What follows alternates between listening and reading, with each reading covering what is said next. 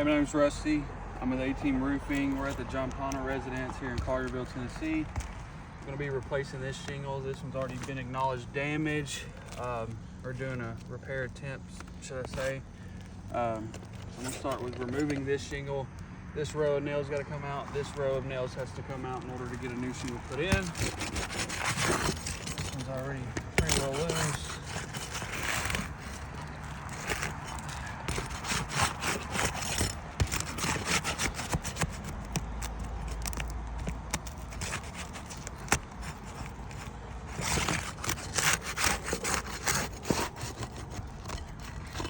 Broke loose. Now I gotta pull the nails out.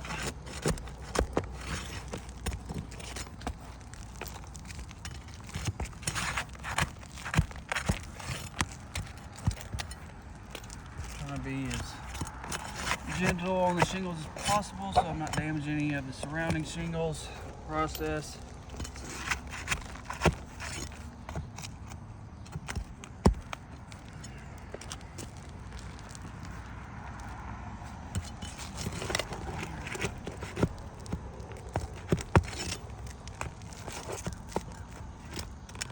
First row of nails are out.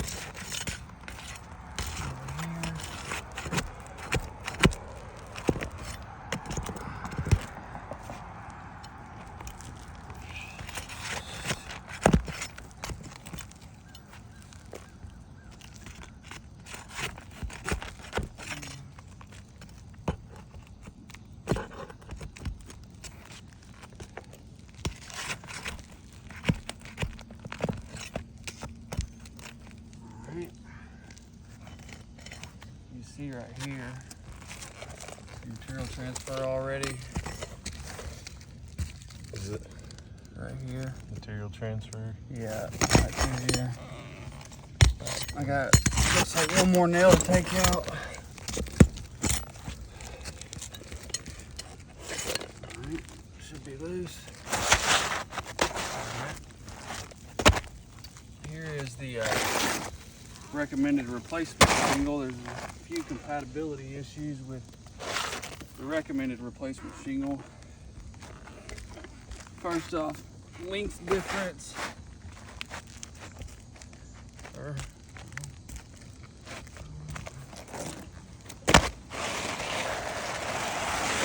Sealant strip here, sealant strip here.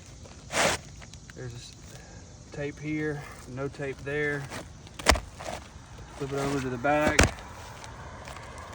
Tape here, no tape here. Sealant strips do line up there, but the one on the front is your most important one.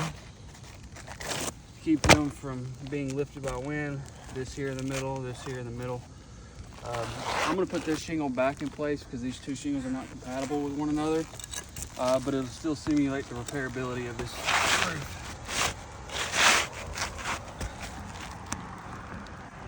So trying to show there that the sealant strips are in two different locations on the existing shingle and the replacement shingle. So that's a big concern when you talk about a proper repair being done and the shingle sealing properly once the repair is complete. So compatibility issues there between the existing shingle and the replacement shingle, primarily with the sealant strips. If the shingles aren't going to seal, that's a problem. It would not be a proper repair. We're going to put the old shingle back in. Since the recommended replacement shingle is not compatible.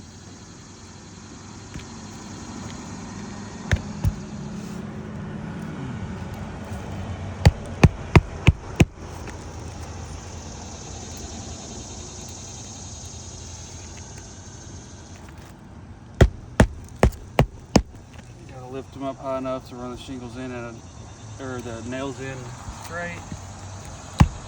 Another thing you noticed a minute ago was the material transfer that took place during the removal of the shingle.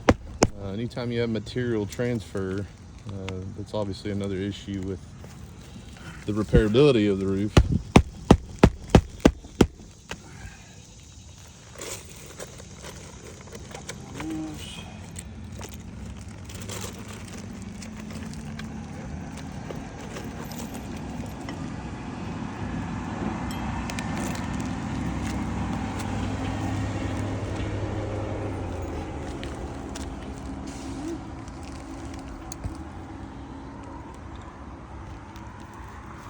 loosen it up. Like I said, they'll be able to drive the nail in straight.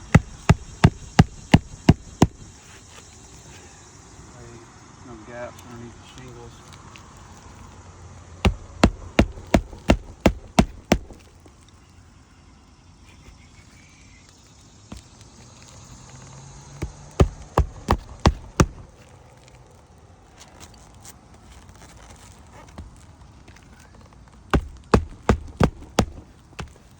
As you can see here, it's light dusting across the top. You have consequential damage in multiple areas. See right here, creasing. This one right here. This is a shingle that was simulated here. So this shingle here is damaged. You can see right here. So you got one shingle there, two shingles here, three shingles. You can see some right here. So in the attempt to repair one shingle, this one, 4 shingles were damaged in the process. We'd be doing more damage than we would good in replacing these. So four shingles damaged there as a result of repairing one. There's over 50 shingles that need to be repaired on this roof. So our deal here is not only the repairability of the roof, which we just illustrated there with some of the consequential damage, but also the compatibility of these shingles, the existing shingle and then the replacement shingle not being compatible, primarily because of the sealant strip locations on the 2 shingles. So a couple issues there. Just wanted to send you guys this video so you could see it, and that'll be it. Thank you.